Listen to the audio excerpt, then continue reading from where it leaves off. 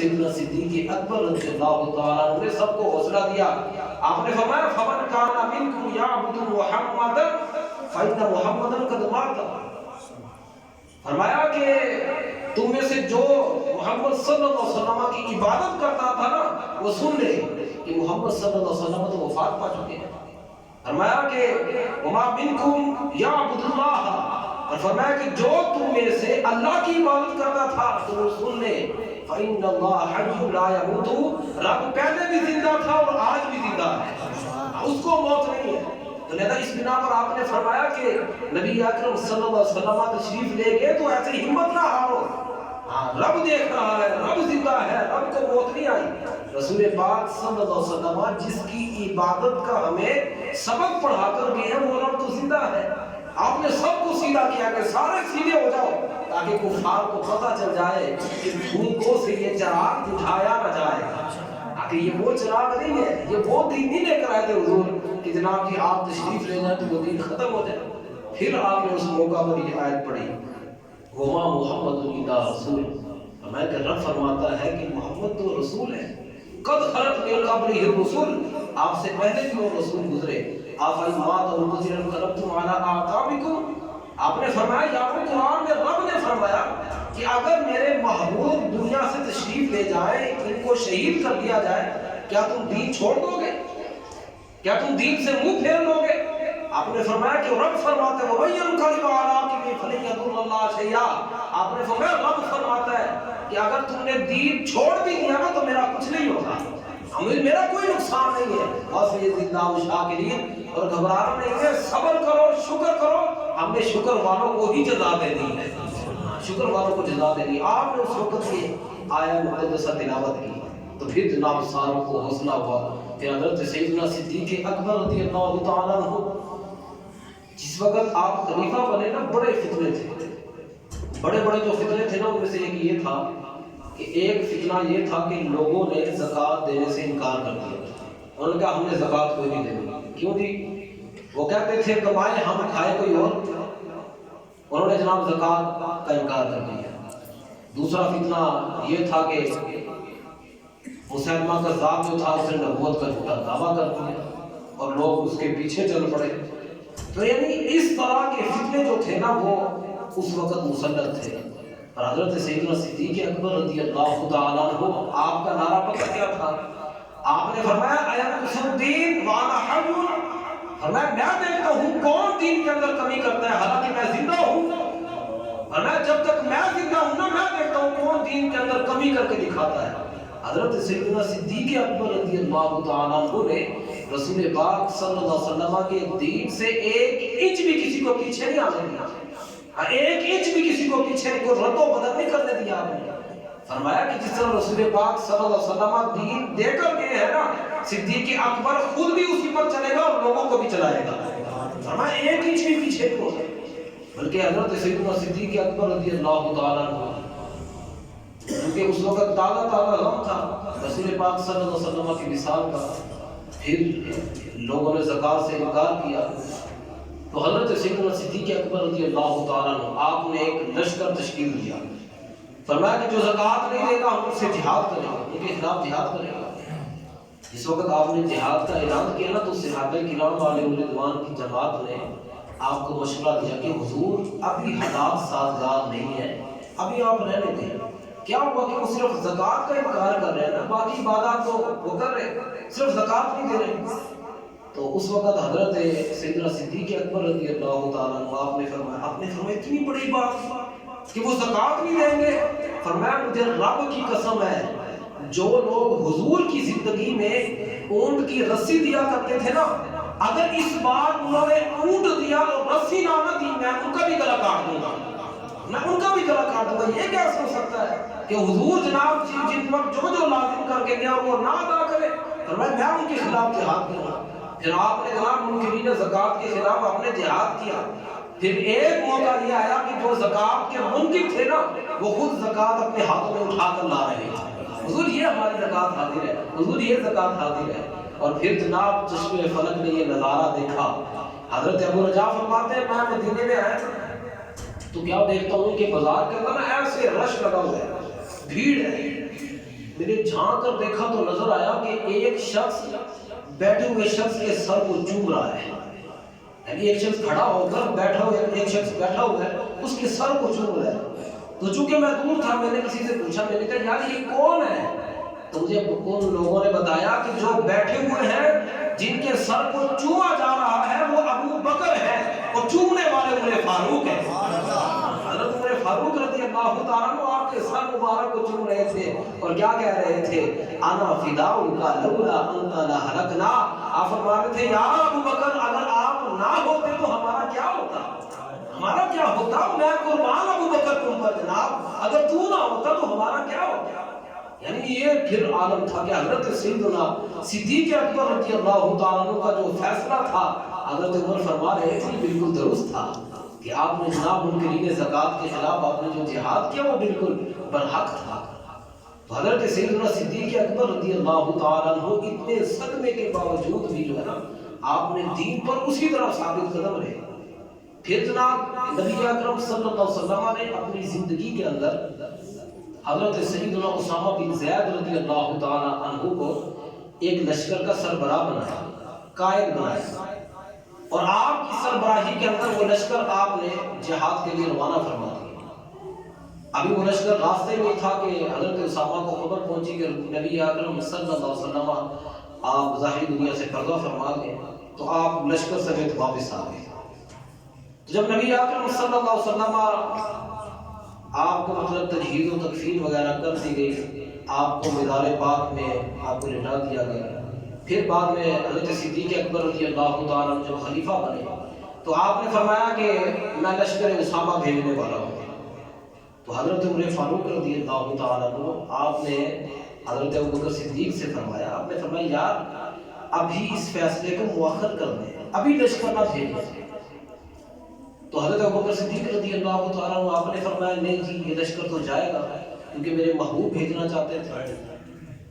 حضرت عمر فاروق رضی اللہ تعالیٰ عنہ نے کہا کہ حضور حضرت اسامہ کی عمر ہے 18 سال، وہ 18 سال کے جوان ہے، چلے اگر آپ نے لشکر بھیجنا ہی ہے نا تو کسی بڑی عمر کے بندے کو قائد بنائیں، سربراہ بنائیں، پھر اس لشکر کو روانہ فرمائیں۔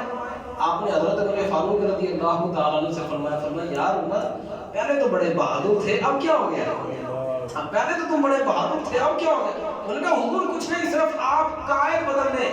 آپ نے فرمایا جناب عمر سن لیجئے، مجھے اس رب کی قسم ہے کہ جس کے علاوہ کوئی معبود نہیں ہے۔ آپ نے فرمایا کہ اگر مجھے جنگل کے درندے ٹانگوں سے پکڑ کر جنگل کے اندر بھی لے جائیں نا، میں لشکر اسامہ اسی شام سے بھیجوں گا جس طرح میرے محبوب چاہتے تھے، میں اسی شام سے بھیجوں گا لشکر اسامہ کو، نہ تو قائد بدلا جائے گا اور نہ ہی جناب اس لشکر کو مؤخر کیا جائے گا۔ آپ نے حضرت اسامہ بن زید رضی اللہ تعالیٰ عنہ کے لشکر کو روانہ کیا، اور کس شام سے روانہ کیا کہ جناب حضرت اسامہ بن زید رضی اللہ تعالیٰ عنہ آپ گھوڑے پر سوار ہیں، ایسے آپ کا گھوڑا چل رہا ہے، حضرت صدیق اکبر رضی اللہ تعالیٰ عنہ ایسے گھوڑے کے ساتھ ساتھ چل رہے ہیں اور ایسے آپ کو نصیحت فرما رہے ہیں۔ حضرت اسامہ کہنے لگے حضور یا تو آپ گھوڑے پر سوار ہو جائیں، اگر آپ نہیں سوار ہوتے تو پھر میں نیچے آ رہا ہوں۔ آپ نے فرمایا نہ اسامہ تم گھوڑے پر سوار رہو تاکہ دنیا والوں کو پتہ چلے نا کہ جناب یہ ہے حضور کے دین کی شان کہ جناب غلام گھوڑے پر ہے پر امام پیدل چل رہا ہے، تاکہ لوگوں کو پتہ چلے کہ جناب دین مصطفیٰ کے اندر غازی کی کیا شان ہوا کرتی ہے۔ آپ نے فرمایا اسامہ نہ تو نیچے آئے گا نہ میں اوپر جاؤں گا، میں یہ چاہتا ہوں کہ راہ خدا کے اندر جو ہے نا میں بھی اپنے پاؤں کو غبار آلود کر لوں، اس لیے میں تمہارے ساتھ چل رہا ہوں۔ یعنی حضرت صدیق اکبر رضی اللہ تعالیٰ عنہ خلیفہ بن گئے۔ اور آپ نے یہ نہیں بتایا کہ جناب جیسے ہمارے یہاں تو اگر کوئی کونسلر بن جائے، چیئرمین بن جائے تو جناب اس کے انداز ہی نرالے ہوتے ہیں، پھر تو جناب جی ساتھ سلام لینا بھی پھر بندے گوارا نہیں کرتے۔ پر حضرت صدیق اکبر رضی اللہ تعالیٰ عنہ آپ خلیفہ بنے اور رسول پاک صلی اللہ علیہ وسلم کا خلیفہ بنے آپ، لیکن آپ کی عاجزی کیا تھی؟ آپ کی عادت مبارکہ یہ تھی کہ آپ جو نا راستے میں بچیاں نظر آتی نا، آپ ان کی بکریوں کا نا دودھ نکال کر ان بچیوں کو دیتے کہ جاؤ بیٹا دودھ گھر لے کر، ان کی بکریوں کا دودھ نکالتے تھے۔ جب آپ خلیفہ بنے گا تو بچیاں بکریاں لے کر کھڑی تھی، حضرت صدیق اکبر رضی اللہ تعالیٰ عنہ ایسے پاس سے گزر گئے، تو بچیاں آپس میں باتیں کرنے لگی، ہاں ہاں ابو بکر اب کہاں ہماری بکریوں کا دودھ دوہے گا، اب تو یہ خلیفہ بن چکے ہیں۔ تو حضرت سیدنا صدیق اکبر رضی اللہ تعالیٰ عنہ پیچھے آئے، آپ نے پھر دودھ نکالا، دودھ نکال کر پھر خود ان کے گھر میں دے کر آئے۔ فرمایا بیٹا ابو بکر بدلا نہیں، جب خلیفہ نہیں تھا تب صرف دودھ نکالتا تھا، آج خلیفہ بن گیا ہے، آج تمہارے گھروں میں چھوڑ کر آئے گا، آج تمہارے گھروں میں چھوڑ کر آئے گا۔ یہ جناب حضرت صدیق اکبر رضی اللہ تعالیٰ عنہ، آپ نے یہ نہیں فرمایا او بچیوں وہ پہلے کی باتیں تھی، اب پتہ نہیں امیر المومنین ہوں، اب پتہ نہیں تمہیں حاکم وقت بن چکا ہوں۔ نانا حضرت صدیق اکبر رضی اللہ تعالیٰ عنہ آپ نے بتایا کہ عزت جو ہوتی ہے وہ عاجزی کے اندر ہے، تکبر کے اندر نہیں ہے۔ تو حضرت سیدنا صدیق اکبر رضی اللہ تعالیٰ عنہ آپ نے اسی انداز سے جناب جی صحابہ کرام علیہم رضوان کی رہنمائی کی جس طرح حضور فرما کر گئے تھے۔ جیسے دین تھا اپنے دین کے اندر تبدیلی نہیں ہونے دی۔ پھر جناب فتنہ، تیسرا فتنہ یہ پیدا ہوا کہ مسلمہ کذاب، یہ مسلمہ کذاب جو تھا اس کی عمر 150 سال تھی، 150 سال کا بوڑھا تھا یہ، اور اس نے نبوت کا دعویٰ کیا۔ حضور کے دور کے اندر یہ نبی پاک صلی اللہ علیہ وسلم کی بارگاہ میں آیا 17 بندوں کو لے کر، 17 بندے تھے اس کے پاس، تو آیا کہ ایمان قبول کرنے کے لیے اس نے نبی اکرم صلی اللہ علیہ وسلم سے کہا کہ جناب میں آپ پر اسلام لے آتا ہوں، آپ کی پیروی کرتا ہوں، لیکن شرط یہ ہے کہ آپ لکھ کر دیں کہ آپ کے بعد میں خلیفہ ہوں، آپ کے بعد خلیفہ میں نے بننا، یہ لکھ کر دیں میں اسلام قبول کر لیتا ہوں۔ نبی اکرم صلی اللہ علیہ وسلم نے ہاتھ میں کھجور کی چھڑی پکڑی ہوئی تھی، آپ نے اس کا ایک کنارہ توڑ کر فرمایا اگر تم اتنی سی خلافت مانگے نا میں تجھے وہ بھی نہ دوں، اتنی سی خلافت مانگے میں تجھے وہ بھی نہ دوں۔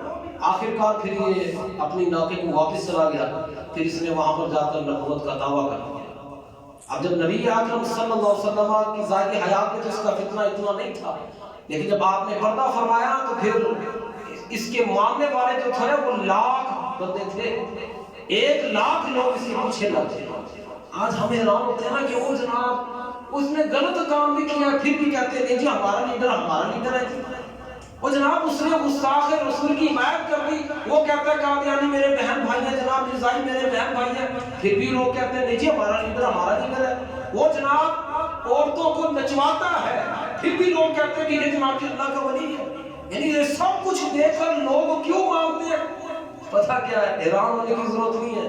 مسلمہ کذاب نے دیکھا نا کہ نبی اکرم صلی اللہ علیہ وسلم کے یہ معجزات تھے کہ آپ ٹوٹی ہوئی ہڈی کے اوپر ہاتھ مبارک پھیرتے تھے نا وہ ہڈی ٹوٹ جایا کرتی تھی۔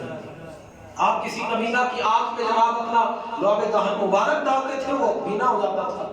آپ جناب حضرت قتادہ کی آنکھ نکل جائے تو آپ لعاب دہن مبارک لگا کر آنکھ رکھتے تھے تو آنکھ جڑ جایا کرتی تھی۔ آپ جناب مردہ جو ہوتے تھے اگر بے اولاد ہوتے تھے ان کے لیے دعا کرتے تھے وہ صاحب اولاد ہو جایا کرتے تھے۔ نبی اکرم صلی اللہ علیہ وسلم کسی کے سر پر ہاتھ مبارک رکھ دیتے تھے وہ بال ریشمی ہو جایا کرتے تھے، اب وہ جناب جی وہ خوبصورت ہو جایا کرتے تھے۔ اس نے بھی کہا کہ چونکہ نبوت کا دعویٰ جو کیا اب میں ان کو اپنے معجزے دکھاتا ہوں۔ اب اس نے مسلمہ کذاب نے کیا کیا، اس کے پاس اگر کوئی بندہ آتا نا کہ میری آنکھیں خراب ہیں یا اگر اس کی آنکھوں میں دھوپ ڈالتا تھا وہ نابینا ہو جاتا تھا۔ اگر جناب اس کے پاس کوئی آتا نا کہ کوئی بچہ آ گیا اس کے سر پر اس نے ہاتھ پھیرتا ہی جب سر پر ہاتھ پھیرتا تھا وہ بچہ گنجا ہو جاتا تھا۔ اگر یہ کسی کے لیے برکت کی دعا کرتا تھا وہ مر جاتا تھا۔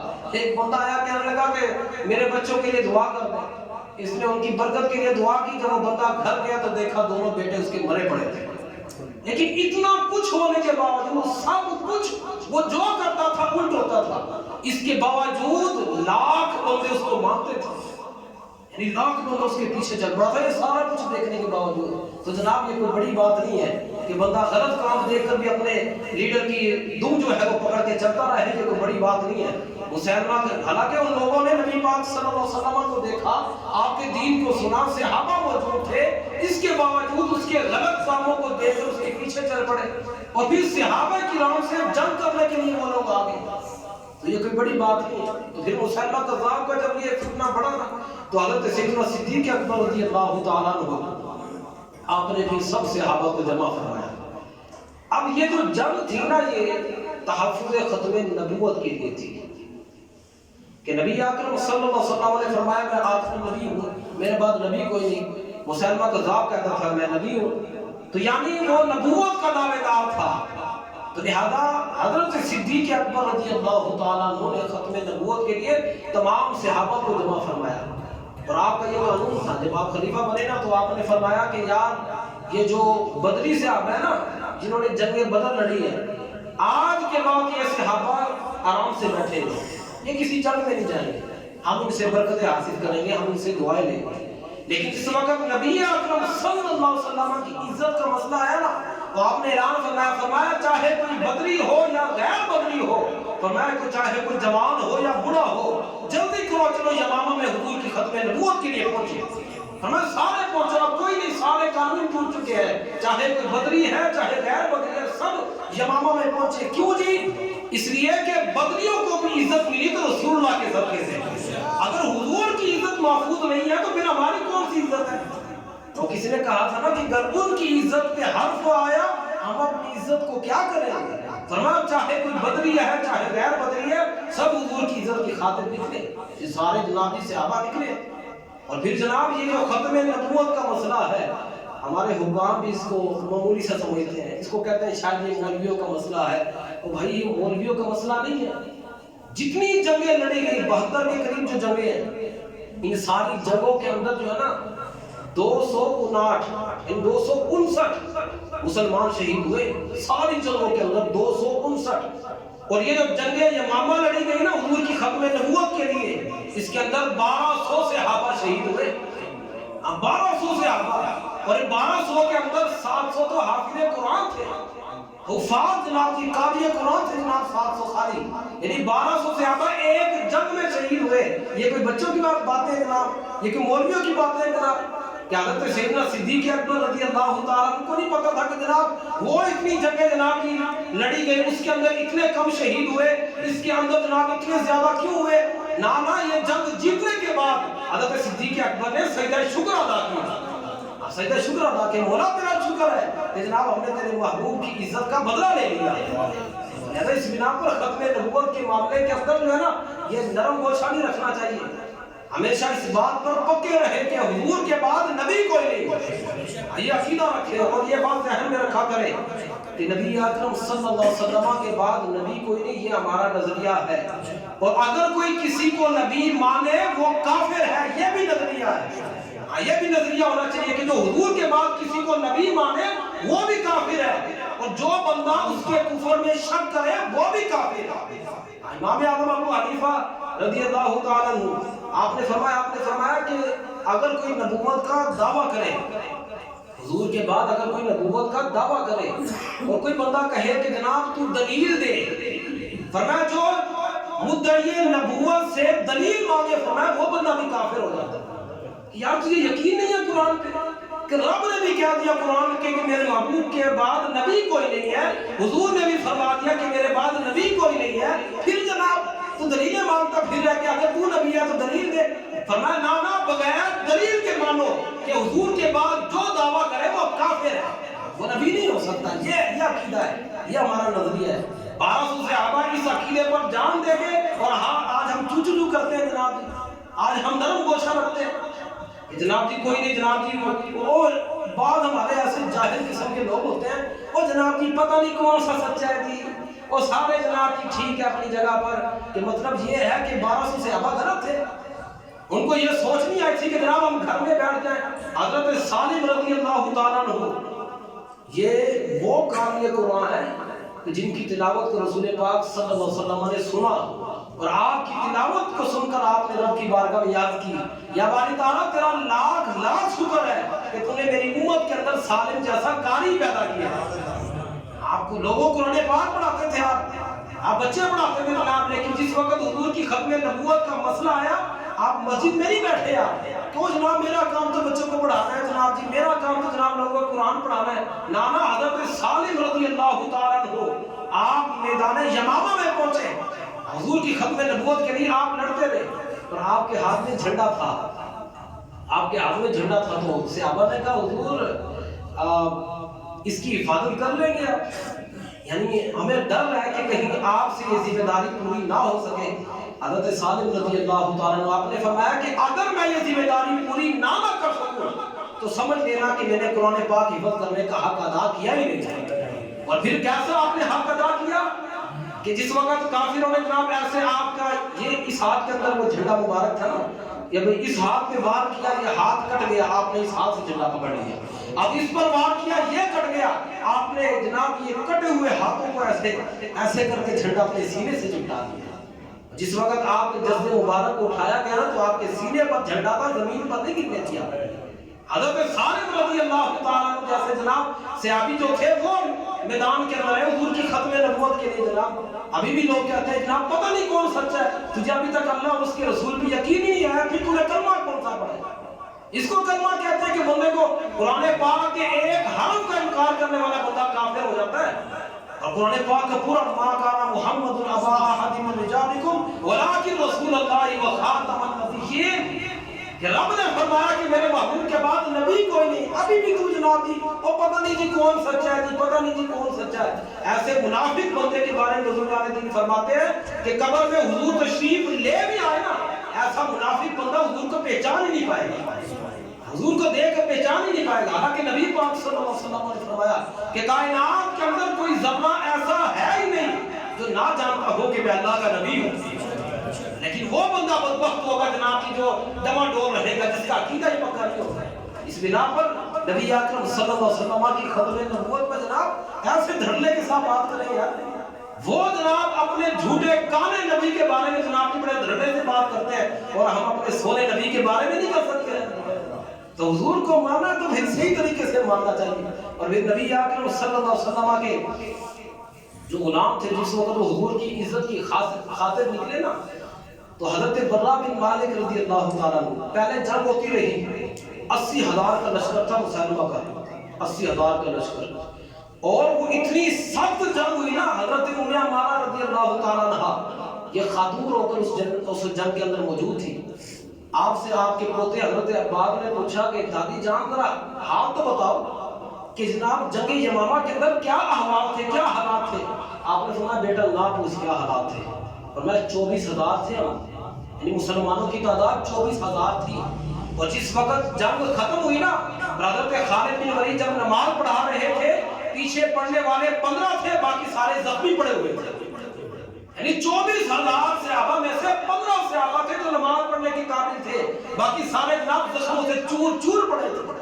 کس لیے جناب؟ حضور کی ختم نبوت کے لیے۔ اور قیامت کے دن یہ نہیں پوچھیں گے کہ مولا ان سے پوچھو تو صحیح کہ جن کو جناب ہم نے اپنی جانیں قربان کر دی اس نظریے کے لیے، اور یہ ابھی تک ان کو حضور کی ختم نبوت پر بھی یقین نہیں آیا تھا۔ اور حضرت سیدنا جناب ابو ہریرہ رضی اللہ تعالیٰ عنہ آپ اس لیے تو فرمایا کرتے تھے، آپ فرماتے تھے کہ والذی لا الہ الا ہو لولا ان ابا بکر استخلف معبود اللہ، فرمایا مجھے قسم ہے اس ذات کی کہ جس کے علاوہ کوئی معبود نہیں ہے، فرمایا کہ اگر حضرت ابو بکر خلیفہ نہ بنتے تو کائنات میں کسی نے اللہ کی عبادت کرنی ہی نہیں تھی۔ فرمایا تو آپ خلیفہ بنے تو جناب آج اسلام کا جناب ہمیں نظارہ نظر آتا ہے، اسلام کا تجھے نام نیما نظر آتا ہے۔ تو حضرت سیدنا صدیق اکبر رضی اللہ تعالیٰ عنہ ایسے آپ نے جناب صحابہ کو جناب فرمایا پہنچو یمامہ کے اندر، اور پھر جس وقت اس سے جنگ کرتے کرتے نا، جس وقت وہ ہاتھ میں لگے نا، تو مسیلمہ کذاب جو تھا نا وہ اپنے حامیوں کو لے کر ایک باغ میں چلا گیا، باغ کے دروازے بند کر دیے، بڑی اونچی اونچی دیواریں تھی اس کی۔ اب اندر سارے کافر جو تھے، مرتد جو تھے، وہ نیزے تلواریں لے کر کھڑے تھے۔ تو جس وقت دیکھا نا کہ یہ دیواریں اب کیا کریں، حضرت برا بن مالک رضی اللہ تعالیٰ عنہ آپ نے صحابہ سے فرمایا کہ یار ایسا کرو، مجھے ڈھال کے اوپر، ڈھال ہوتی ہے نا، مجھے ڈھال کے اوپر کھڑا کرو اور اس ڈھال کو نیزوں کے ساتھ اونچا کرو، اس ڈھال کو نیزوں کے ساتھ اونچا کر کے مجھے باغ میں پھینک دو۔ آپ کو جناب ایسے کر کے جب آپ باغ میں پہنچے نا، اکیلے تھے آپ، ان کافروں سے لڑتے لڑتے آپ نے دروازے کو کھول دیا، باقی اکیلے تھے آپ نے دروازے کو کھول دیا۔ یہ ہوتا ہے جناب بندے کے اندر نا اگر غیرت ہو نا تو اکیلا بندہ ہزاروں کے مقابلے میں کافی ہوتا ہے، لیکن بات یہ ہے کہ بندے کے اندر غیرت ہونی چاہیے۔ علامہ اقبال رحمۃ اللہ تعالیٰ نے فرماتے ہیں نا کہ فقر کی شان پہ جب چڑھتی ہے تیغ خودی تو ایک سپاہی کی ضرب کرتی ہے کار سپاہ۔ فرمایا جس وقت غیرت ایمانی ہو نا हुजूर का जनाब, हुजूर की मोहब्बत दिल के अंदर मुनव्वर हो। फरमाया फिर एक सिपाही एक होता है, जब वो हमला करता है तो ऐसे लगता है पूरे लश्कर ने हमला कर दिया। ये गैरत होनी चाहिए। वो हजरत सैयदना अमर बिन मादी करम रज़ियल्लाहु ताला अन्हु, ये बुजुर्ग से आबी थे, रुस्तम के साथ जिस वक्त जंग हुई ना तो रुस्तम हाथी के ऊपर बैठा हुआ था, और आपको पता है कि हाथी बड़ा एक जानवर। तो हजरत अमर बिन मादी करम रज़ियल्लाहु ताला अन्हु की तलवार थी, उसका नाम था समसामा। समसामा आपकी तलवार का नाम था। जिस वक्त रुस्तम के सामने आए ना तो रुस्तम हाथी के ऊपर चढ़ा बैठा था, आपने समसामा तलवार से एक ही वार करके ना उसके हाथी की टांगों को काट दिया था, एक ही वार से। हजरत उमर फारूक रज़ियल्लाहु ताला अन्हु ने हजरत अमर बिन मादी करम को खत लिखा, फरमाया यार वो तुम्हारी तलवार के बड़े चर्चे सुने, ऐसा करो वो तलवार तो भेजो, हम भी तो चेक करें वो तलवार कैसे है। अब हजरत अमर बिन मादी करम रज़ियल्लाहु ताला अन्हु आपने वो तलवार भेजी, तो हजरत उमर फारूक रज़ियल्लाहु ताला अन्हु ने वो तलवार एक सिपाही को दी, फरमाया चेक करके आओ। वो जब जंग से वापस आया ना तो कहने लगे हुजूर है ये तो आम सी तलवार है, इससे तो कुछ भी नहीं हुआ जनाब, आम तलवारों की तलवार है, ऐसे ही चर्चे हुए पड़े। हजरत उमर फारूक रज़ियल्लाहु ताला ने खत लिखा हजरत अमर बिन मादी करम को, फरमाया कि आप तो कहते थे तलवार की बड़ी शान है, इससे तो हुआ कुछ नहीं। तो हजरत अमर बिन मादी करम रज़ियल्लाहु ताला अन्हु आपने दोबारा खत लिखा, उस पे आपने लिखा इन्नमा बअस्तु इला अमीरिल मुमिनीन बिस्सैफ वलम अबअस बिस्साइद अल्लज़ी युद्रबु बिही। आपने फरमाया हुजूर अमर बिन मादी करम ने अपनी तलवार भेजी थी, बाजू नहीं भेजा था। अपनी तलवार भी हुजूर समसमा चलाने के लिए जोरे अमर बिन मादी करम चाहिए हुजूर। तो पता चला आपने हमें सबक दिया कि एटम बम से कुछ नहीं होता, पावर एटम बम की नहीं होती, पावर चलाने वाले की होती है। अगर जनाब जी ये ना मांगो रब से मौला एटम बम दे, रब से इतना मांगो कि मौला एटम बम चलाने की गैरत रखने वाला दे। अगर ये ना हो तो फिर क्या होगा, एटम बम भी हमारे पास, गोली भी हमारे पास, जराब टैंक भी हमारे पास, आज ये कामयाब हो गया, आज वो कामयाब तजर्बा हो गया। हुआ क्या, टैंक बना तब भी कश्मीर की बच्चियां रो रही है जनाब, बर्मा और शाम के अंदर मुसलमान वैसे रो रहे हैं, गोली हमारे पास है तब भी मुसलमान रो रहे हैं। तो जनाब जिस वक्त इंसान के पास सब कुछ हो और अगर दिल के अंदर जनाब बहादुरी और जुनून ना हो तो फिर यही होता है कि साल के बाद एटम बम को टाकी मार कर दिखाकर बस अंदर रख लिया जाता है। मुसलमान की बच्चियां जो है ना वैसी रोती रहती हैं, शाम और कश्मीर फलस्तीन वैसे लुटता रहता है। तो लिहाजा हजरत अमर बिन मादी करम ने बताया कि पावर जो होती है वो असली है की नहीं होती, पावर तो बाजुओं की होती है, पावर जो होती है वो असल में ईमान की होती है। तो लिहाजा हजरत बर्रा बिन मालिक अकेले गए और जाकर दरवाजा खोला आपने। आखिरकार जनाब वो जंग जो थी वो अल्लाह के फजल से सहाबा किराम अलैहिम रिज़वान ने जीती। तो लिहाजा ये खत्म नबूवत के नाम पर ये जंग लड़ी गई और ये हमारे ऊपर सहाबा किराम एक कर्ज छोड़कर गए। हमेशा याद रखिए कि अगर ये कोई मामूली सा मसला होता ना कि मामूली मसला, हम कहते कि ना वो लगे रहे अपनी जगह पर और वो बुढ़ा भी 150 साल का था।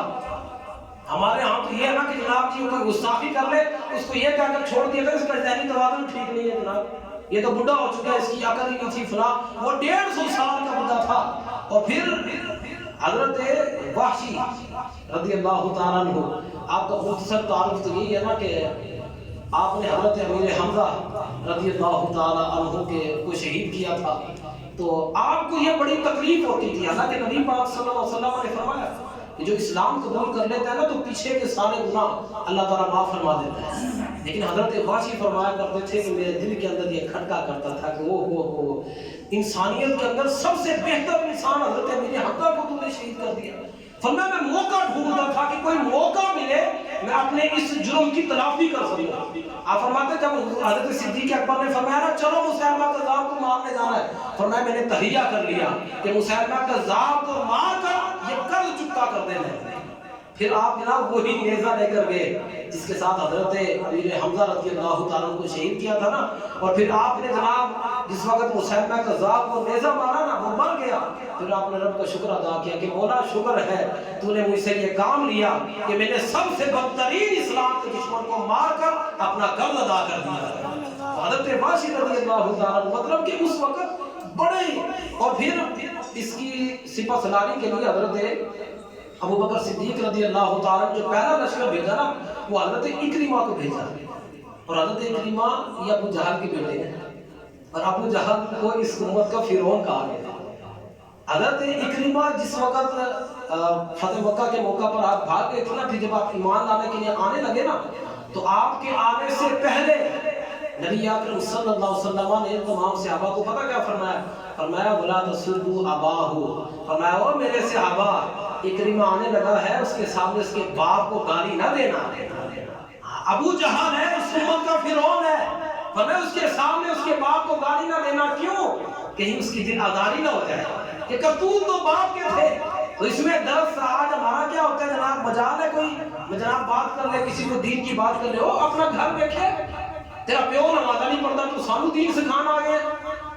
اور اگر کوئی بیچارہ گناہگار بدکار بندہ جو ہے نا، اگر وہ جناب نیک رستے پر آ بھی جائے، اگر وہ دین کی بات کر، وہ سانو پتہ ہے بڑا تو حاجی آیا، سانو پتہ تو کی کردا ہوندا سی۔ لیکن نبی اکرم صلی اللہ علیہ وسلم نے اس کی نفی فرمائی کہ وہ ماضی تھا، کسی اور کے کردار کی وجہ سے بندے کو شرمسار نہیں کرنا چاہیے۔ اور وہ بعض اوقات ایسا بھی ہمارا یہ رویہ ہے کہ ہم کسی کی تعریف کرتے کرتے بھی اس کی تذلیل کر دیتے ہیں۔ آج کل تو یہی ہے نا کہ ہم نے وہ ایک دوست یہیں پہ نمازی بتا رہے تھے کہ وہ ایک بندہ شرابی تھا، اس نے جناب وہ شراب پیتا تھا، اللہ تعالیٰ نے ہدایت دی، وہ تبلیغی جماعت کے اندر آ گیا۔ اب جناب کیا ہوتا ہے کہ وہ جماعت والے بعض اوقات نہیں ذہن میں ہوتا، اب وہ جماعت والے جہاں پر اس پر لے کر جائے، اب وہاں پر کہے آپ کو پتہ ہے یہ بندہ شرابی تھا، یہ اب جناب لے کر رستے پر آ گیا، اور جہاں جائے اور جناب یہ پہلے شرابی تھا۔ اس نے کہا یار جب میں شراب پیتا تھا تب اتنا مشغول نہیں تھا جتنا اب ہو گئے ہو۔ یعنی بجائے اس کی تعریف کرنے کی اس کی تذلیل کی جا رہی ہے، اس کے ماضی کو۔ آج کل ہو ہی رہا ہے، اگر کوئی کسی کو نیک رستے پر لگا دے نا، پھر اس کی وجہ سے اپنے آپ کو پروموٹ کرتا ہے، اپنے آپ کو مشہور کرنے کی کوشش کرتا ہے۔ او جناب میں نے دیکھو یہ تو ایکٹر تھا، میں نے اس کو یہ کر دیا، یہ تو جناب ڈانسر تھا، میں نے اس کو یہ کر دیا۔ نا نبی اکرم صلی اللہ علیہ وسلم نے اس چیز کی نفی فرمائی ہے۔ شاید جو ہے نا وہ کہا کرتا تھا کہ لوگ تو منہ میں رکھتے ہیں زبان نشتر جیسی، اے یار تو تو میرے زخموں کو کریدا نہ کر، کہ مطلب کہ میرا ماضی جیسا تھا جیسا بھی تھا، پر اب میں سیدھا ہو چکا ہوں، اب تو میرے زخموں پر نمک نہ لگا۔ لہذا اس بنا پر یہ دیکھا کریں کہ جناب جب ہم کسی کی تعریف کر رہے ہیں کہ یہ تعریف کے اندر اس کی تذلیل تو نہیں ہو رہی۔ اللہ رب العزت کی بارگاہ میں دعا ہے رب العزت جلال ہمیں صحیح معنوں میں دین یقین کی سمجھ عطا فرمائے۔